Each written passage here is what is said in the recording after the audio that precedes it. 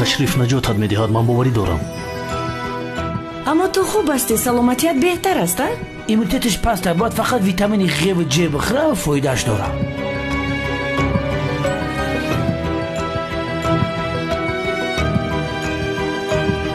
پدر آن دختر شفی مافیا است. حاضر بی عقل کیای نشانت میتم. ما که سلیم برای بزیم گپ زدی. این خیلی نیست. خیمر خدا می خیلی افریده. ما باید کودک رو بیرون براریم. یکم ولید ما یک ولید میخرم.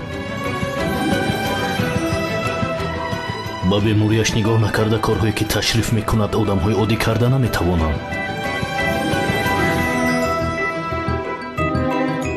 خدا نگاه دارد، اگر اون نمیبود در آنجا کشتار سر زدنش ممکن بود. جوره ما که باشیم برای می دکتر شدن میخواهم.